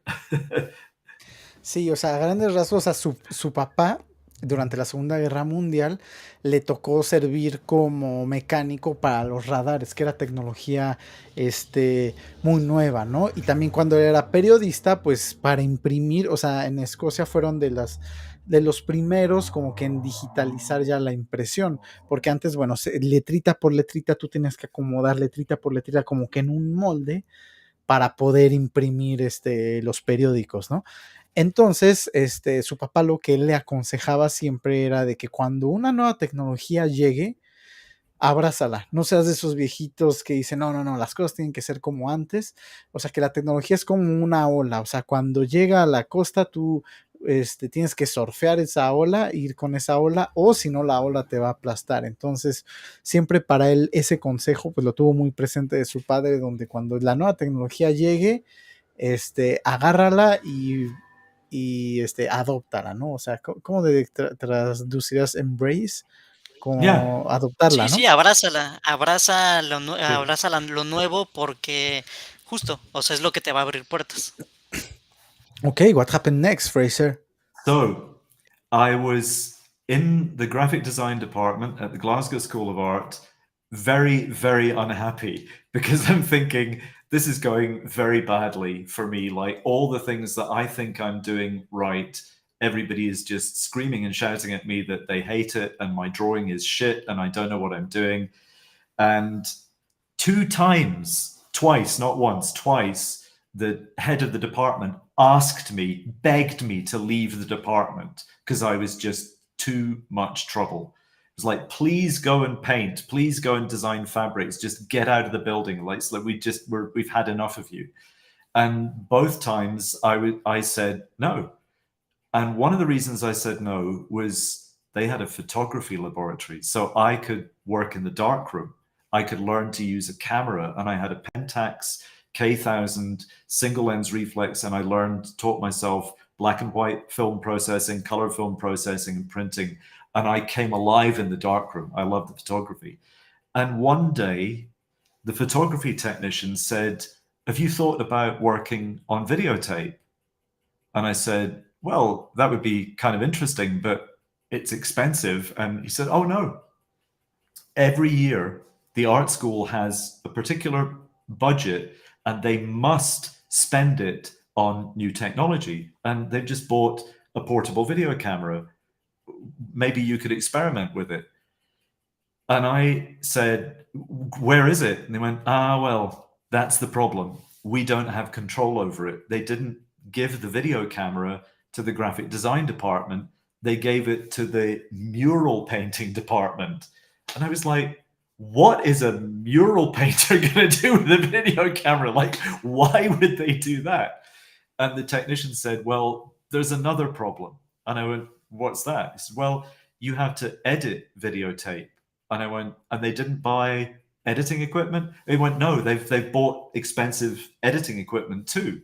And I went, which department has the editing equipment? He went, architecture.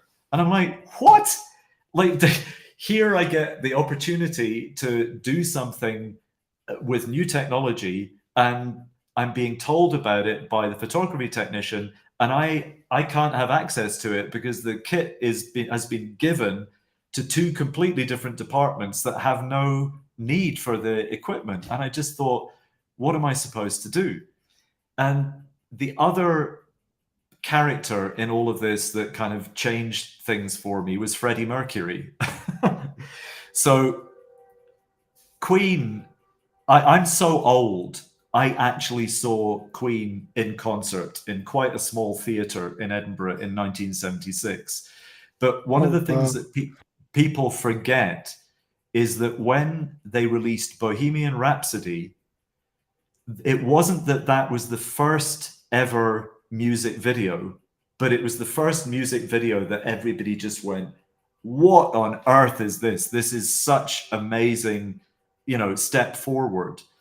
And just towards the end of my studies, MTV started. So I was an art student looking to experiment with video in that weird gray area between the Bohemian Rhapsody video and MTV. And I thought, if I can get hold of that video camera and the editing equipment, I can not just design the sleeves of the albums, I can do the music videos. And I went on a mad crusade to get hold of the video camera and the editing equipment. And I was like tearing down walls and trying to find people and going, let me have that camera, let me have that editing equipment. And that was the next part. A ver, más atrás de eso, pero hay que tratar de ser breves para que no se nos acabe. Para que nos dé el tiempo, ¿no? Sí.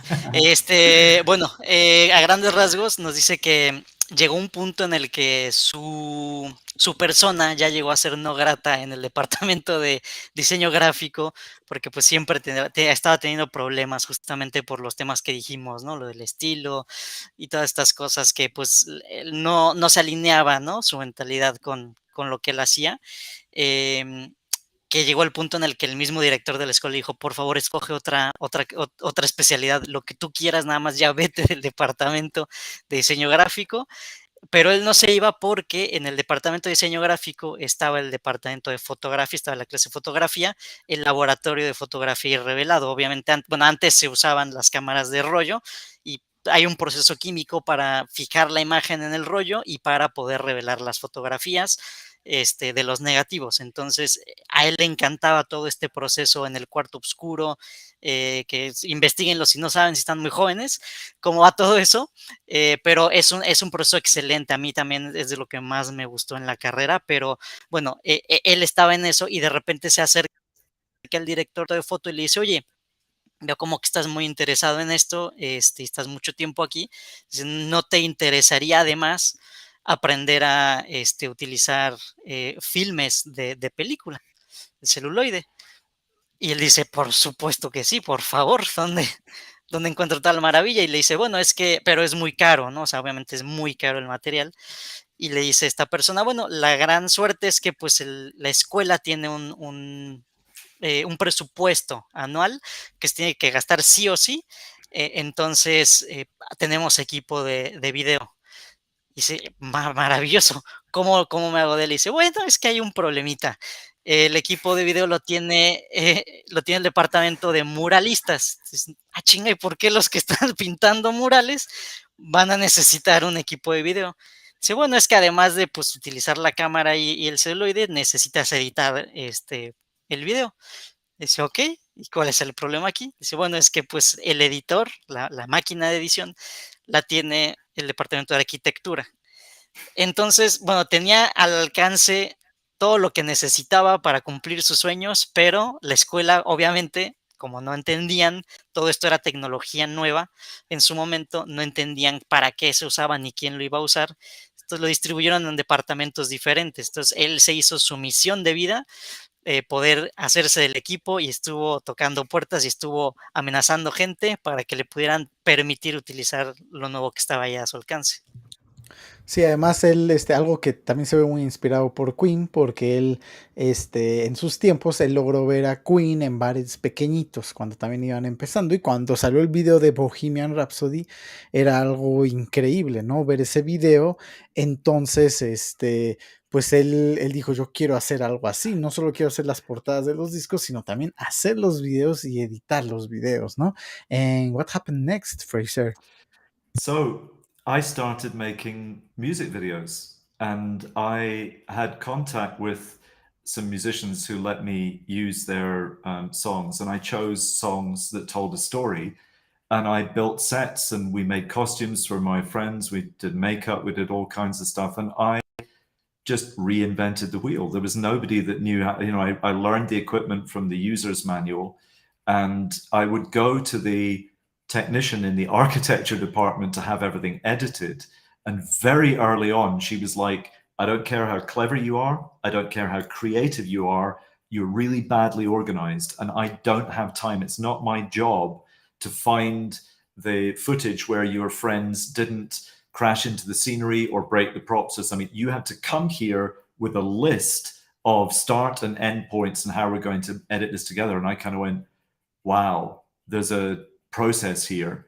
And if I want to be like a film director, I have to know what all these other people are doing, and I can't piss off the other people in the process. I need to be respectful of what they're doing at the technical level. So very early on, I learned that I had to book the time in the photography studio.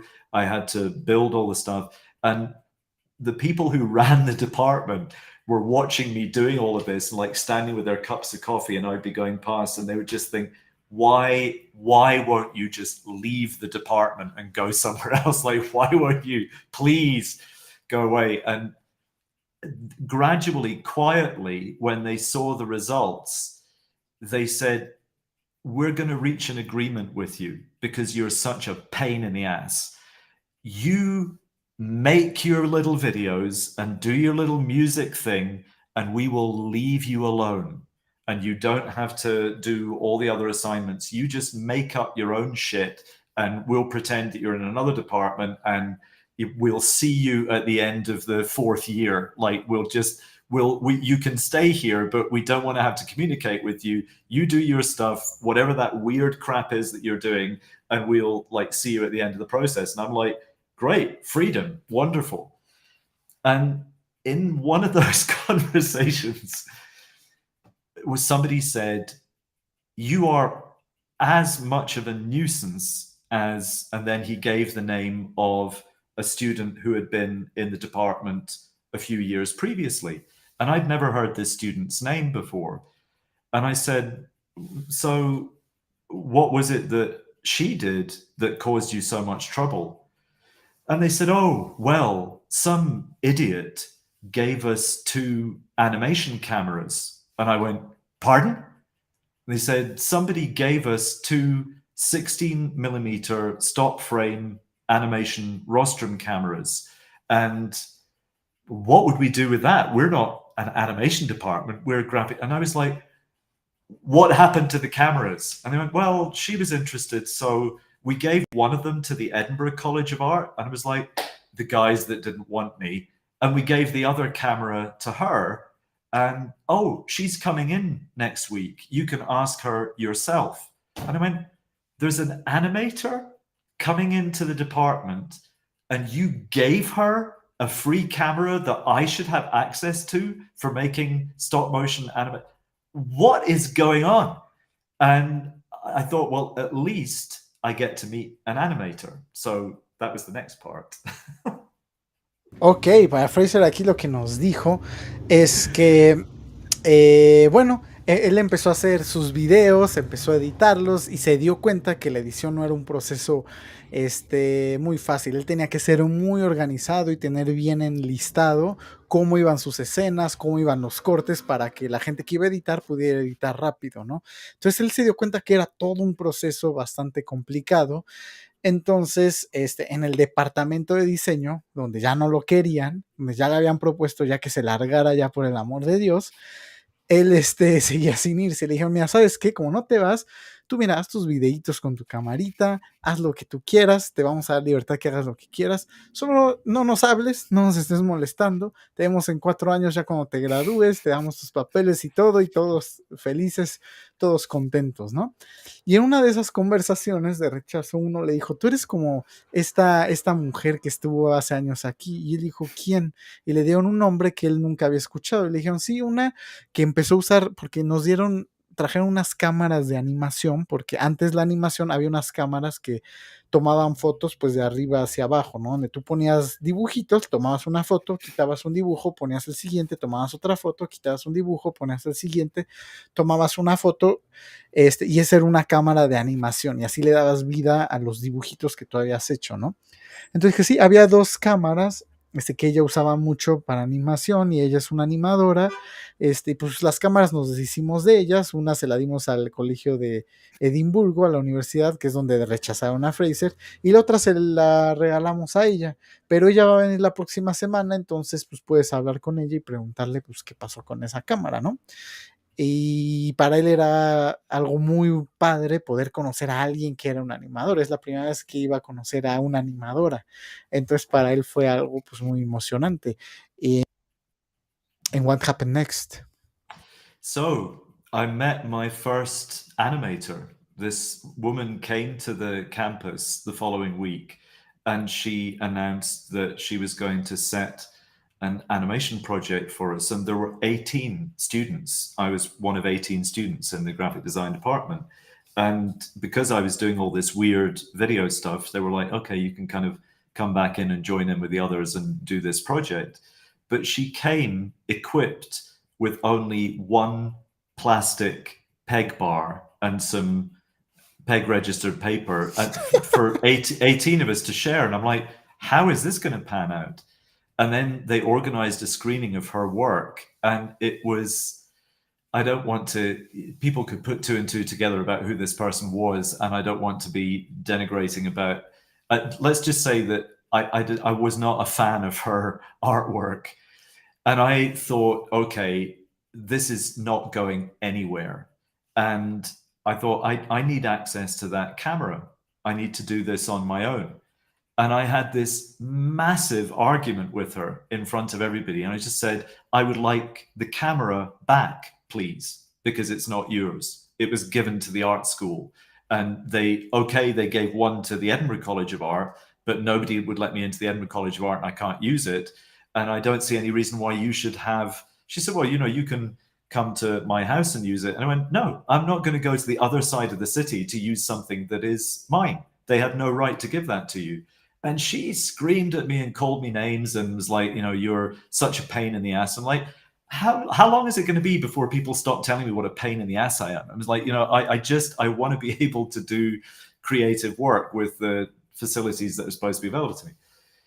And it didn't go anywhere. And then in my final year, in my 4th year of study, after this big argument with her and not getting the animation camera back, the head of the department said, oh, your animator friend is we've asked her to come in 10 times over the course of your final year to help you do some kind of animation project. And I thought, if we try and do this with drawings, this is going to go nowhere because she can't draw. And so I said, well, I don't know how we're going to do this because the camera is in her house. And they went, oh, she's found another camera, a video camera that can do stop motion. And she's going to come in and supervise you doing a little bit of animation. And I thought, okay, well, that sounds really, that sounds good. We had an argument, but okay, she's obviously forgiven me. And I thought the best way to do this is to work in plasticine, because we had a lot of plasticine animation on TV when I was a kid. And I thought I can work out how to do that. And so she appeared with this video camera that was a 1-inch tape format, reel to reel, stop motion. But the camera had been a bank security camera for like 5 years in a bank somewhere in Glasgow. And with the old video technology, the interior of the bank was burned into the retina of the camera. So everything I pointed the camera at had this ghost image of the inside of a Glasgow bank. And I was like, oh man, this is like the worst possible.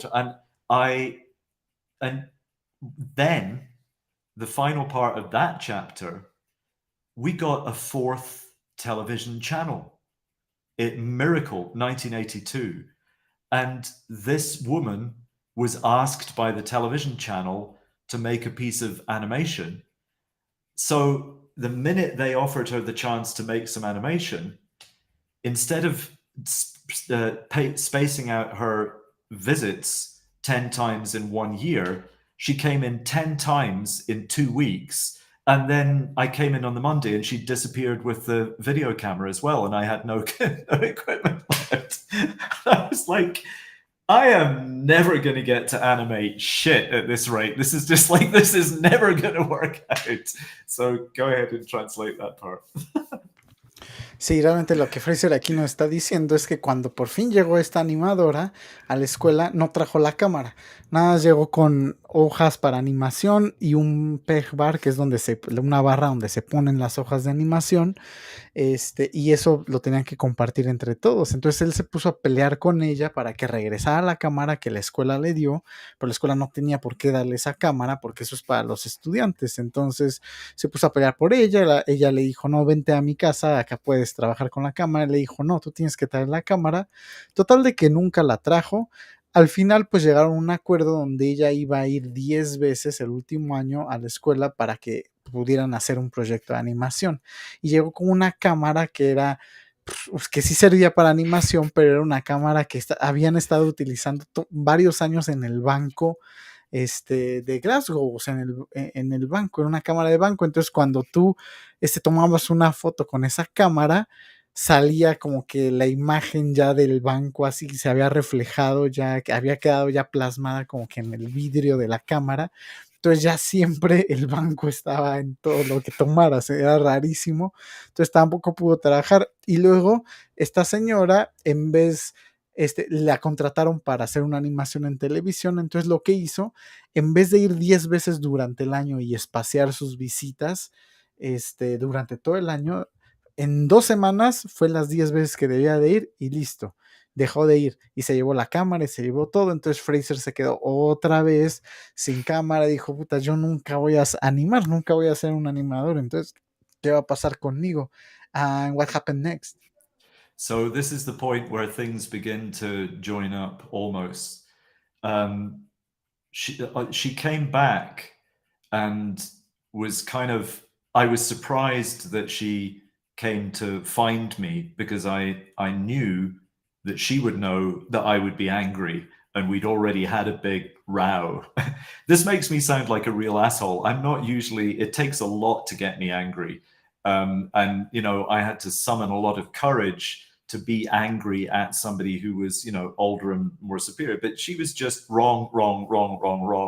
And I was right. So I had, you know, summoned the courage to be rude to her once, and she came looking for me, and I thought, that's interesting. And she said, look, if you are serious about this, if you want to work in television or movies, here in Scotland, there's only one way you can do that.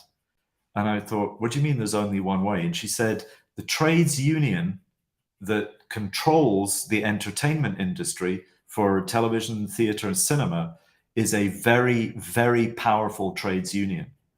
And they will only allow 3 new people into the industry each year.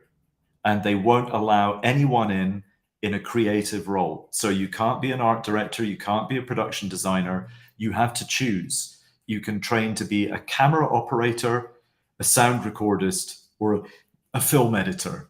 And these are the forms that you have to fill in to get an interview to get into the movie industry. And I thought, I'm going to fill in that form.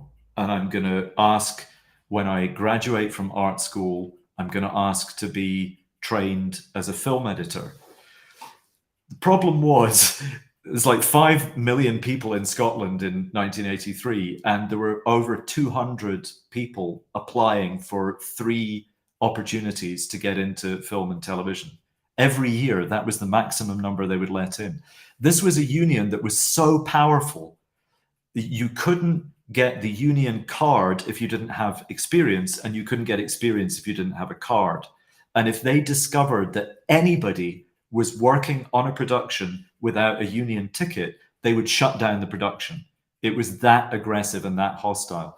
I'm very pro-union, but we had some trades unions in the UK, including the ones in my father's industry, that tried to stop the technology for the digital typesetting. And these unions became very, very powerful and went batshit crazy and created lots of obstacles to development and change and expansion. But I applied and I got in, and I was accepted to be a trainee film editor at the minute I came out of art school. So I went from my graphic design to my work on video to trying to do animation to getting the opportunity to train to be a film editor. And that was what I started doing in 1983. Entonces en el 83 esta señora le dijo, mira, si tú eres serio acerca de esto, porque bueno, él habló con ella lo contactó raramente a pesar de que ya no eran muy amigos, y le dijo, si tú realmente quieres estar en televisión y cine, tienes que entrar al sindicato. Y la única forma de entrar al sindicato, o sea, no puedes ser director de arte, no puedes tener posiciones importantes, solo puedes ser operador de cámara, sonidista, o sea, como técnico de sonido, o editor de video, nada más. O sea, así puedes entrar y solo aceptan 3 personas al año, una para cada posición, entre 200 aplicantes nada más. Entonces, él se emocionó mucho. La chica esta le dijo, mira, aquí están las formas que tienes que llenar para aplicar. Él aplicó y se quedó. Sorprendentemente, fue aceptado para empezar a trabajar como un trainee en estas áreas, y así comenzó su carrera pues en cine y televisión. And what happened next? In 1983, our local television news coverage was still filmed on 16mm film, and each broadcasting company had their own film processing laboratory. So I started working on local news, current affairs, documentary, telenovelas on 16mm. And then I got the opportunity in 1985 to move to London to work on a feature film being filmed in 35mm. And it wasn't just an ordinary feature film. It was 6 hours of cinema film time, 2 3-hour movies adapted from a book by Charles Dickens, and the lead actor was Alec Guinness. So for the entire time that we were filming, every morning I had Obi-Wan Kenobi walking through my cutting room with a cup of coffee and a bacon roll. And I thought, I'm on my way to Hollywood. This is great. I've gone from editing local news to working with Obi-Wan Kenobi, and I'm on my way to being successful. Wow, eso está muy loco. Entonces, o sea, ya estando dentro de la televisión, pues de repente así de la nada, pues lo escogieron para un proyecto en Londres, lo mandaron a Londres, pero así como lo escogieron a él, pudieron haber escogido a cualquiera. Entonces escogieron un grupo de personas, él se fue a Londres y grabaron 2 películas, 2 adaptaciones de novelas de Charles Dickens, 2 películas de 3 horas cada una. Y una de ellas, el actor principal, es el actor que hace de Obi-Wan Kenobi en las películas de Star Wars. Entonces él, pues, obviamente él todavía no hace, no, ya había hecho Star Wars, porque esto fue en los 80s, entonces 1985 nos dijo. Ajá, en el 85. Entonces, para él era increíble porque pues cada mañana llegaba Obi-Wan con su café y su pan para comer. Entonces, para él fue un gran salto de estar en pequeños proyectos en Escocia a irse a Londres, ya una película pues con actores que ya eran actores ya de Hollywood, ¿no? And what happened next? We worked on the film for 2.5 years. And when it was released, it was a surprising success. It was made for very little money, and it made a profit in the cinemas, and it was a critical success. And everybody was talking about it because it was so unusual. And I thought, this is great. This is my big break. I'm on the road to being a film director because lots of people become film directors and they've been film editors.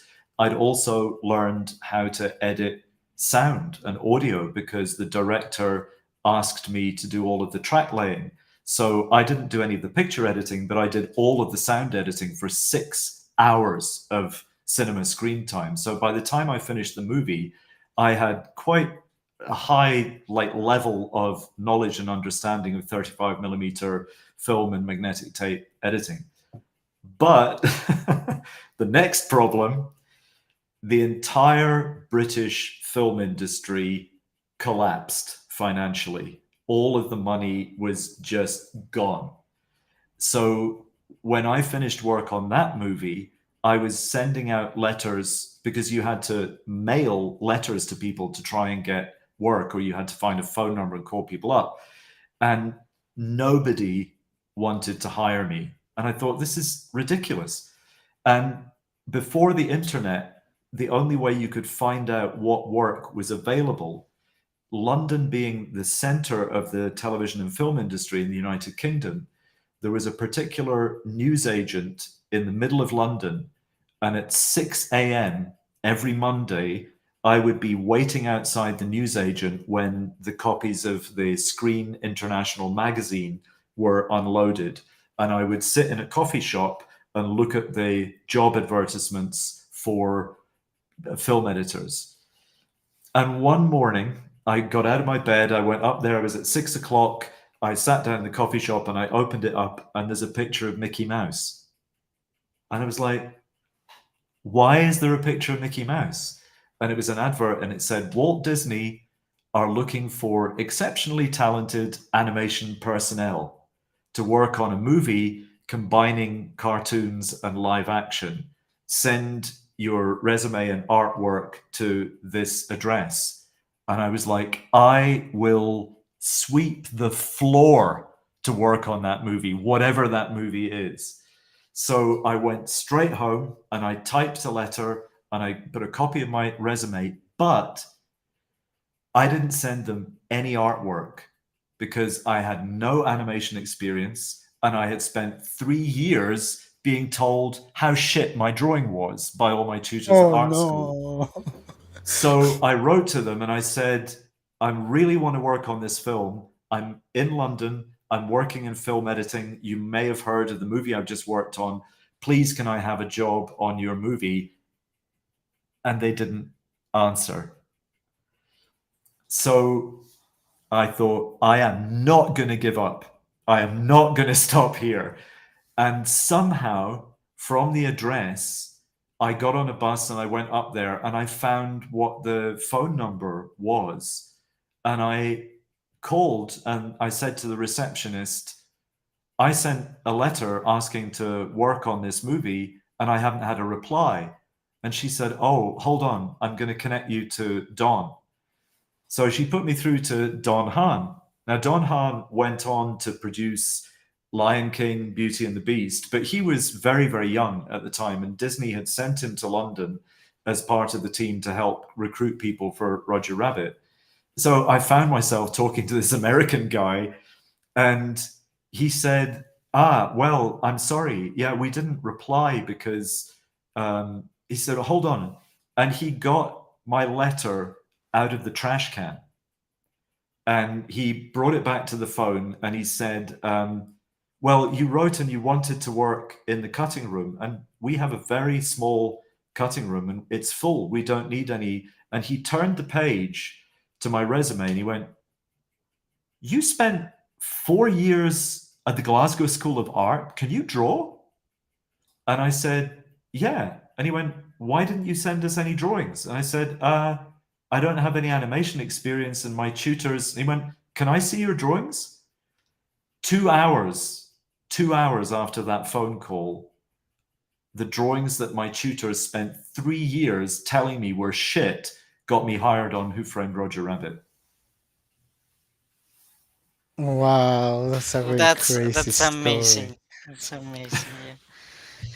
Para resumir lo que Fraser acaba de decirnos, él estaba ya trabajando como editor en grandes películas, pero resulta que de repente la industria del cine en Inglaterra crashó, o sea, colapsó, y él se quedó, pues ya, sin trabajo, entonces empezó a buscar trabajo, entonces el diario, o sea, bueno, cuando llegaba una revista donde él buscaba trabajo, ¿cómo se llamaba esa revista? No me acuerdo, pero No me él acuerdo, llegaba, pero ese era el proceso. Tenías que ajá, buscarlo en un periódico, una revista, una publicación donde ahí se metían todos las vacantes disponibles para cierta área. Y pues él obviamente era pues, para la del cine de animación. Y ajá, dice que un entonces día de él llega, repente, pues llega, abre el periódico, que todas las mañanas y 6 de la mañana se esperaba que llegara el repartidor para poder tener pues, una copia de las publicaciones, y de repente ve un dibujito de Mickey en una de las publicaciones. Dice, ah, chinga, Mickey Mouse, vamos a ver qué dice esto.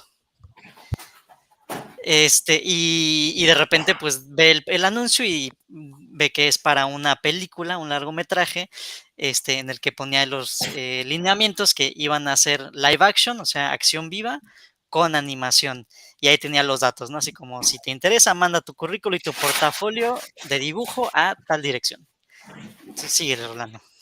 entonces él agarró, mandó una carta y su currículum, ¿no? Con su experiencia, lo mandó, pero él no mandó ningún dibujo porque dice, pues yo no tengo experiencia en animación y tampoco, pues todos los profesores se la pasan diciéndome que mis dibujos son una mierda, ¿no? Is that the thing you I saw on still the have it. paper? Oh, él todavía tiene ahí el anuncio que vio donde Walt Disney estaba contratando gente. Entonces, Oh, él mandó su carta, o sea, con su currículum, y no le contestaron. Pero él dijo, yo no me voy a rendir. Entonces, él buscó el número de teléfono de donde se habían o sea, donde habían puesto ese anuncio, marcó y pues le contestó a alguien en Estados Unidos, un americano, que le dijo, no, o sea, sacó su carta de la basura y leyó que él había aplicado pues para estar en el cuarto de editores y le dijeron, no, pues es que editores ya tenemos los que necesitamos, es un cuarto de editores muy pequeño, no necesitamos más. Cambiaron la hoja o sea, la página de su carta y vieron que él había estudiado en la Escuela de Arte de Glasgow. Y le dijeron, oye, pero tú eres un artista, ¿sabes dibujar? Y él le dijo, sí. ¿Y por qué no nos mandaste dibujos entonces? Y dijo, bueno, es que pues yo no tengo experiencia en animación y los profesores se la pasan diciendo que mis dibujos son una porquería, ¿no? Entonces dice que él, o sea, 2 horas después, o sea, él envió todo, o sea, todos sus dibujos, los mandó, los enseñó, los dibujos que le habían dicho que son una porquería, y ahí la gente de Disney le dijo, pues está perfecto. Y con esos dibujos lo contrataron para trabajar en la película de Quien Engañó a Roger Rabbit, que si no lo han visto es una obra maestra. Es del director Robert Zemeckis, el mismo que dirigió Volver al Futuro. Entonces vayan a ver Who Framed Roger Rabbit, es una gran película y lo contrataron y ese fue su primer trabajo en animación. Also Fraser, we have been talking for 2 hours. I want to propose something. I only just got into the animation industry after 2 hours. I know. So I want to propose something because also For here sure. is late, so I'm not letting the people I live with get sleep. So I want to propose something. I don't know if you would like to continue this conversation I'd be very happy next to. week, I'd be very same happy time. to. What do you think about that? Next week, I will be in Ciudad de Mexico for 1 week doing my first in-person classes since the pandemic. But the following week, we could do it the following week if that's okay with you guys. Okay, let's do it in 2 weeks. yeah, that's perfect. Yeah. We will have part 2 of this fantastic story because I'm very into it now. The one I'm thing really enjoying it. before we leave, and I'm sorry for keeping your housemates out of their bed, but a lot of the people that I work with, the students here in Mexico, I wouldn't want to say, oh, you know, it was so terribly difficult in my time, and things are much easier for you. They're not easier. They're different. So the thing that I would always want to encourage people, don't give up. There have been very few points in my working life where I've been doing exactly the job that I wanted to do or the job that I expected to do. But every time somebody gave me the opportunity to do something that was moving in the right direction, I took it. And sometimes it didn't even look like I was moving in the right direction.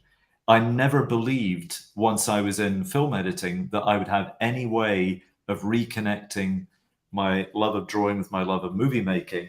And then on the morning of 27th July 1987, I bought this and it changed my life. But the reason it changed my life was I didn't give up with the drawing. I didn't give up with even when people were telling me that they thought I was wasting my time, and they thought, I had a strong feeling inside that what had been true for Diego Velázquez was still true for me. And it's still true today. It doesn't matter. And all of these people getting so worried about AI and artificial intelligence and it's going to steal our jobs. No, it's not.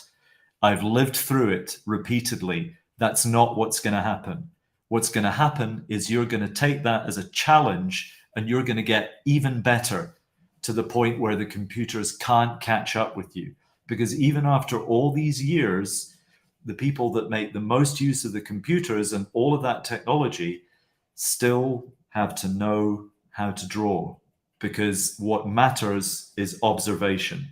And it's really easy to get caught up in all of this anxiety about what's going to happen to the animation industry. You're going to happen to the animation industry. You, not the machines, not the technology, not the money, not anything. It's about people. And it's about whether or not you give a damn about the stories that you tell and the images that you create. And the world is not divided into people who can draw and people who can't draw. It's divided into people who do draw and people who don't draw. And if you want to get really good at something, just spend the hours. And the other thing I would say is, if you want to do really good work in any area of animation, switch this the fuck off and leave it in a drawer. If you want to get good, you can't be having this thing go bzzz, bzzz, bzzz, Instagram, bzzz, Facebook, bzzz, LinkedIn, bzzz, whatever, Discord. Switch it off and concentrate on what you're doing. Switch it off and go out of the house without your phone and live and capture what you see in your sketchbook. But keep a sketchbook, not a copybook. I open up sketchbook after sketchbook and it's not a sketchbook. It's a copy of manga, it's a copy of anime, it's a copy of BoJack Horseman, it's a copy of Disney. I want to see your drawings of your neighborhood and your friends and your family, because I have seen Tokyo, I've seen New York, and I've seen every conceivable big-eyed, pointy-chinned Japanese schoolgirl. I came to Mexico to see images of Mexico. And I am so lucky to be here. And I'm so grateful for the opportunity to be living and working here. And I would love to encourage people to celebrate and capture and enjoy the world that you're part of, and do that by observing it and drawing it. That would be my last bit of advice. Wow, un gran consejo. Básicamente lo que Fraser nos dice es, pues, no se rindan a pesar de lo que les digan y les digan y les digan. Sigan adelante, sigan con lo que les apasiona. Si quieren ser animadores, sigan dibujando y dibujando a pesar de lo que les digan. Esta época, pues, él no quiere decir que sea más fácil que antes o más difícil, simplemente es diferente. La gente está preocupado por la inteligencia artificial va a quitarle el trabajo a los artistas, y en verdad eso no va a pasar. Tenemos que adaptarnos, y las computadoras hacen que nos volvamos mejores, porque sin importar qué tanto sepas usar la computadora, tienes que saber dibujar sí o sí. Y realmente la computación o la tecnología no es algo que le está sucediendo a la industria de la animación, más bien nosotros somos lo que le tenemos que suceder a la industria de la animación, no la tecnología, y tenemos que adaptarnos y mejorar dentro de de este mundo. Y si queremos mejorar en algo, dibujando, escribiendo, lo que sea, hay que apagar el teléfono un rato, hay que meterlo en el cajón. No podemos estar dibujando, escribiendo, haciendo nuestras artes, ser buenos en algo si tenemos todo el tiempo el teléfono vibrando con Facebook, notificaciones de WhatsApp, notificaciones de Instagram, o sea, de todo eso. Apaguemos el teléfono un rato, salgamos a la calle, dibujemos, agarremos nuestro cuaderno de dibujo y nos pongamos a dibujar lo que vemos. No hay que dibujar, o sea, copias de lo que hace Disney, copias de anime, copias de etcétera. No, sal y dibuja a tus vecinos, dibuja a tu vecindario, dibuja tu colonia, los edificios que ves alrededor, la naturaleza que ves alrededor. Él ha viajado por muchos lados, por Tokio, muchísimos países, para poder ir y dibujar lo que ve. Y ahorita pues Fraser está en México y está muy feliz de poder dibujar lo que hay en México.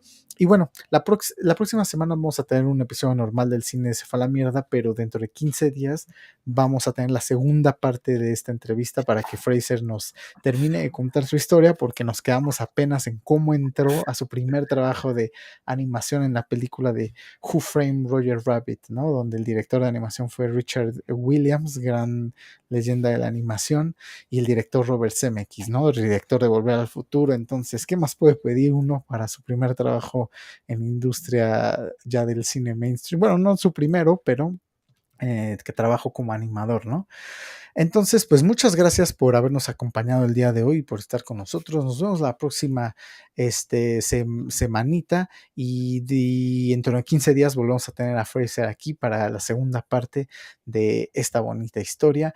Y también para que sigan a Fraser, aquí mismo está el enlace de los enlaces en la descripción del video, los enlaces de su Facebook, de su Instagram, su LinkedIn, está su página de IMDb para que conozcan un poco más de su historia y su carrera. Él ha trabajado en Space Jam, Tarzan, Who Framed Roger Rabbit, en diferentes películas. Entonces vayan y miren un poquito, investiguen un poquito de él, mucha información sobre Fraser allá afuera en el internet. Y pues muchísimas gracias, Fraser, una vez más. Fue Gracias, un honor Rolando. tenerte aquí. Gracias, Mais. Gracias a todos. Gracias por invitarme. Y soy muy, muy afortunado vivir y trabajar aquí en México. Hay mucho talento, mucho potencial y es una gran oportunidad para mí. Y espero que este año puedo mejorar mi español. Pero gracias por traducir y gracias por su paciencia. No, gracias a ti, Fraser. ¿Algo que quieras decir, Mace, antes de que nos vayamos? Sí, nada más pues recuerden también, no les cuesta nada si les gusta el contenido, obviamente si les gusta la historia de nuestro invitado, un pulgarcito arriba, si se quieren suscribir, también le hace bien al canal, y pues también agradecer mucho a nuestro invitado Fraser. Thank you so very much for being with us today, and thank you for letting us have a part 2 2 weeks from now. We're gonna be expecting it, and we leave a very nice cliffhanger right now. Cool. Gracias. Ok, muchas gracias. Cuídense mucho, por favor, y recuerden, vean mucho cine, muchas películas. Hasta luego, por favor.